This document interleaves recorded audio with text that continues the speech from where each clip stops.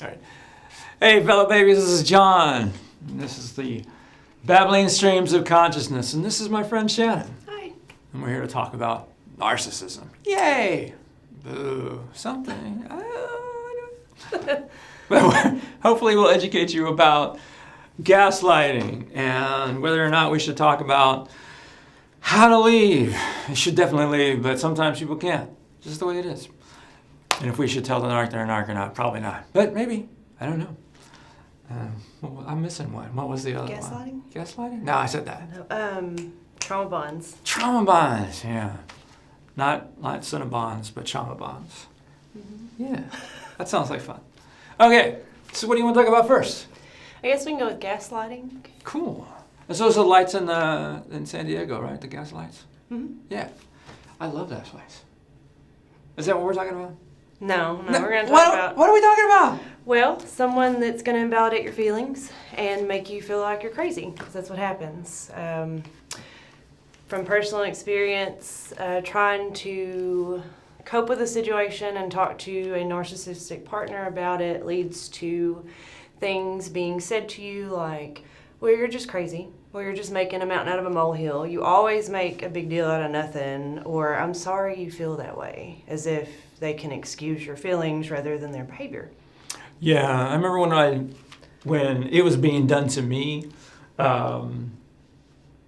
it was done so much that two things. I have a personality that is going to stop everything and figure out if this is true or not, which feeds into the gaslight behavior, because then they can tell me anything. And if I don't know that it's true or not, I'm going to figure it out. And it's going to waste a ton of resources trying to do so.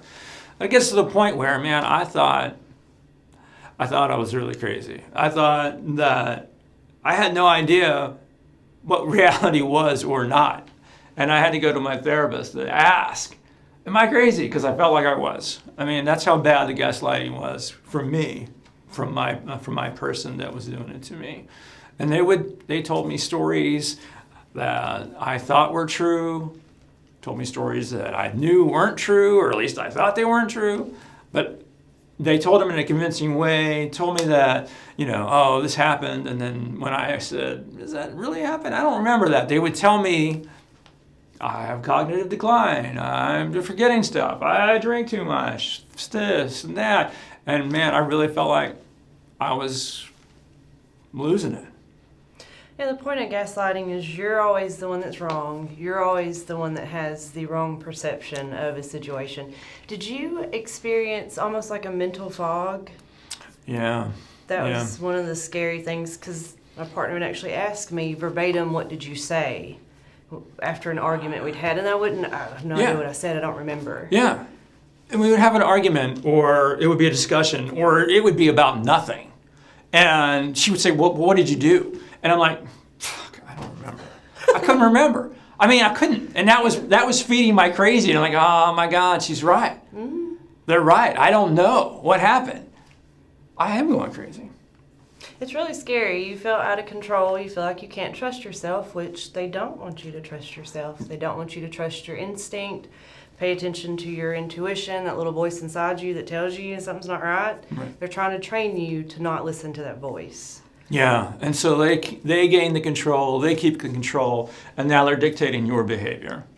That's what it's all about, in my opinion. I agree. It's pretty shitty. It's super shitty, super shitty. What was it? How did you recognize it? How did you get out of the cycle? Because for me, I had to go to a therapist because I thought I was going nuts, and I was like, please tell me I'm not crazy. And that helped me break out. But man, it had been years. It had been years that I was going through that cycle.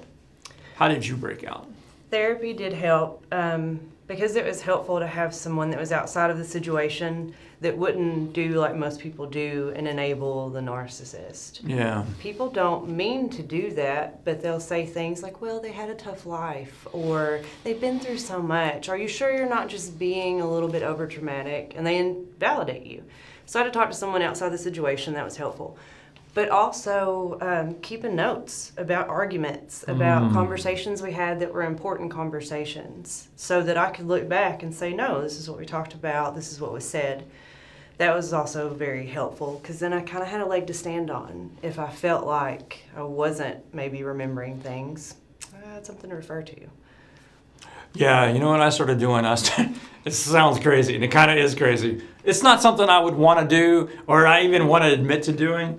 But I take screenshots of some shit sometimes. Yeah. You know, like I think it's important. I'm gonna screenshot this just because. I don't know. They might call me crazy, and at least I have the proof here. Right here it is. I remember it clearly, and I thought I did, and I did. Sometimes there is a situation that unfolds that suddenly puts all of the red flags or behaviors under a microscope. That was also helpful. Finding evidence that they were being not trustworthy, that there's maybe some infidelity going on. It was like flipped a switch, and then I knew, okay, I'm not the person that's wrong. They're trying to hide something and they're trying to be deceitful. Sometimes a bad situation is actually going to help you to uncover what's happening and get away from it. Yeah, man, it's just like that Shaggy song, right? It wasn't me. Caught him butt naked on the bathroom floor. It wasn't me. It wasn't me. I saw you. You were right there. I saw, but it wasn't me. That was probably the worst gaslighting experience I had, was confronting the person, having all the evidence, and them saying, you're not reading that correctly. That's just how they joke. That's how they talk to everybody. This isn't a big deal. Right. Why are you even bringing this up to me? Like, I have the evidence. It's right here. There's no way to argue out of this.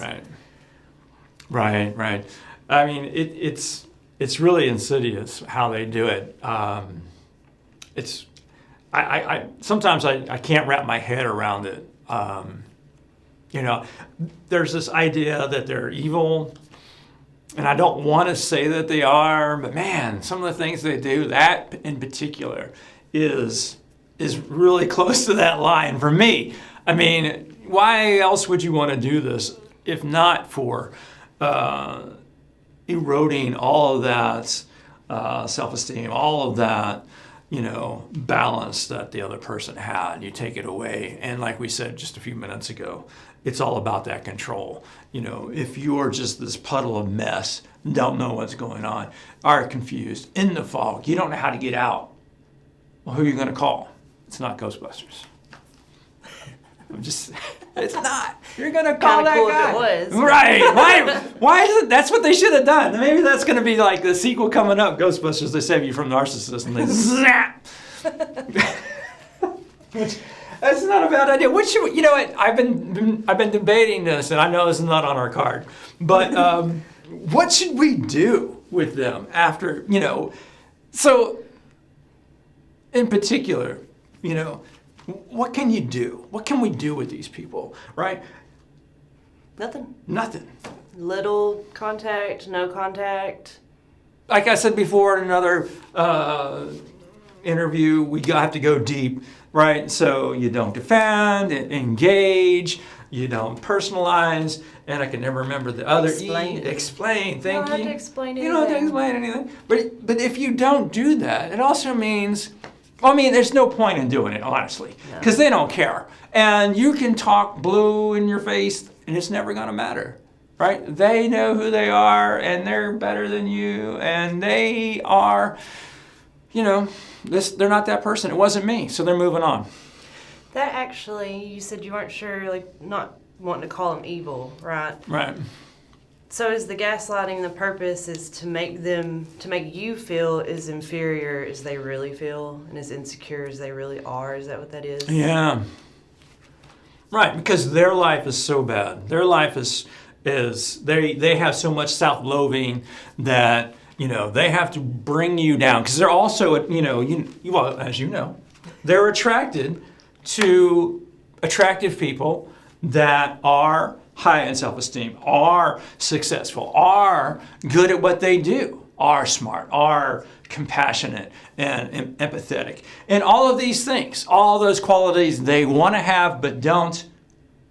And so they get attached to you, they're attracted to you, they get their hooks in you, and then they take that all from you because they don't have it.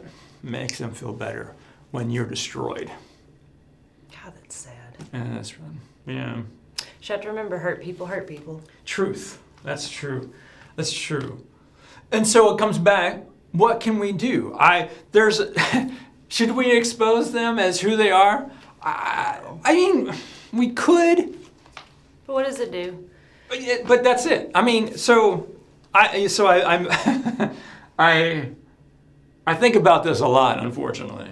And, I would like to say, we should put a tattoo on their foreheads of that narcissist, because it saves the next person coming down the line. I don't care about the narcissist anymore. I really don't.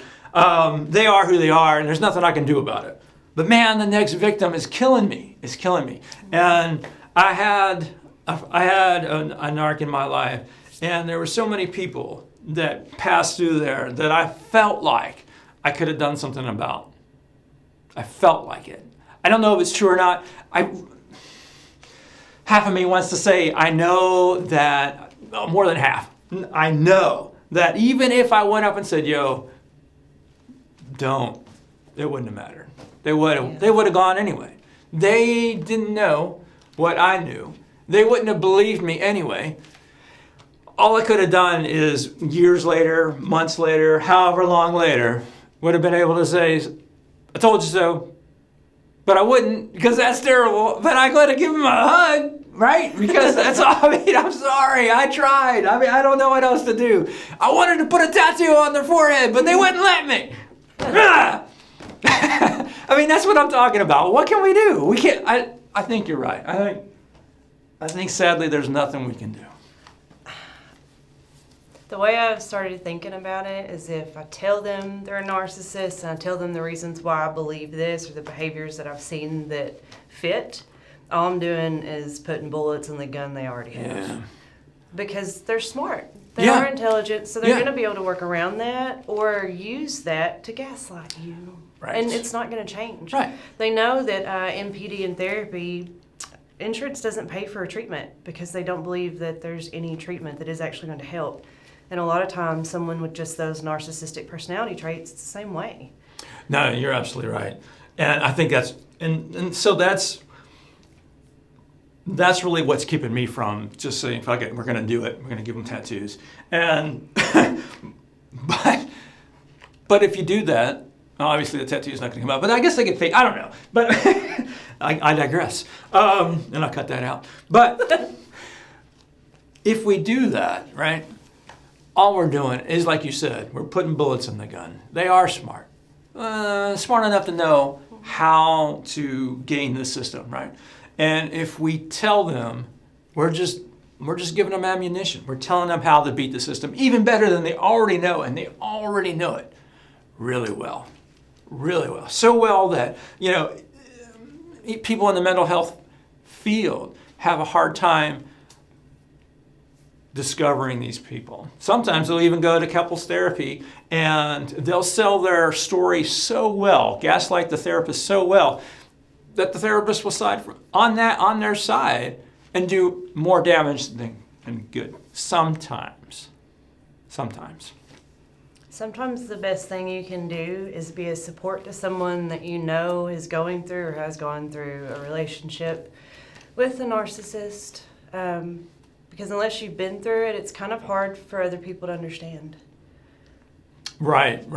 And I've read that too. I might have mentioned I'm right now I'm reading Dr. Ramani. It's a pretty good book called Don't You Know Who I Am? It's a good book. I recommend it. But that's basically what she says. You just have to be there for that person because there's a couple things that you don't want to do. You don't want to, even if you're talking to the victim, either way, you don't want to push the victim back away from you towards the narcissist. That's bad. Elongates the process, keeps that trauma damage going, and which you don't want to educate the narcissist and give them more tools, right? So the best thing you do is, like as you suggest, seems to be just be supportive, right? Mm-hmm. And ride it out, which is sad. It is, but you can be an important part of somebody else's feedback loop. And eventually, maybe they will start to understand that the things they're going through, if you were telling them that, they would tell you to leave. that's the point that they need to get to on their own. Right. But you can always be there to listen, give them a safe place to stay. Because remember, if they're with a narcissist, they don't have a safe, supportive person. Right. That's true. That's true. And they don't know what's going on, and they're in that fog, like you said, and they have so many questions. So many questions. When I came out of mine, I really didn't know what was real and what wasn't real. Largely due to the gaslighting, and we're coming back around to it. But it's kind of an important part of that process, in my opinion, because it leaves the other person, the gaslit person, in this state of what is real. And I had to ask people, I don't know, is this real? Is it not real? Did I receive that information the way I thought I did? I don't know. And they're just lost in the darkness, and they need somebody they can trust that'll say, hey, I'm over here, come over here, this is real. And that's important, I think. Oh yeah, very important. Okay. Oh yeah. So, Shannon, what do you think we should do if you're in a situation where you can't leave? Like, sometimes a narcissistic person is an employer or a parent or a sibling. What do you think we should do then? You have to learn how to navigate the narcissism, and you have to have some coping skills. One of the big ones, I think, is don't take the bait. They're trying to pull you into an argument. Right. Don't react. Unfortunately, what oftentimes will happen is more manipulation, or they might kind of end up in a rage, and you will have to suffer through that. But don't take the bait, because then you're not emotionally tied to this manipulation or this negative conversation that you don't want to have. You do have to be firm in your boundaries. That's another important thing. Set boundaries, be firm with them. Yeah, I agree with that. And something I learned from Dr. Romney, I love her podcast, by the way. It's called Navigating Narcissism. Yeah, it's wonderful. Yeah, that podcast is good. Yeah. She talked about is it Greystone and Yellowstone? Mm-hmm. So Greystone is there is no reaction. If they ask you a question, okay, cool, thanks. Just very devoid of emotion. That's right. She did mention that Greystone in the presence of children can be a bit traumatizing. So Yellowstone, you have a little bit more lilt to your voice. Right. So you are being polite and you're being courteous, but you're still, like John said, you're not going deep. You're not giving any explanation. You're not giving any details. You're not personalizing anything. You're keeping it at a bare minimum. Right. That's good advice. I like that. I've read and heard many times that graystoning is super difficult to do. As is going deep, because man, we just want to defend so bad. We just want to react. The reaction is the thing. That's what they want. They're projecting, right, to instigate something. Because as soon as they do, man, they got you. They instigate a fight. You start the fight, and they're getting that fuel that they wanted all day long. And they're getting it because you're reacting to it. And that's what they wanted. Don't take the bait. Man, tough, really hard. I know I was involved with a reactionary. They would try to get me to react. They would push my buttons.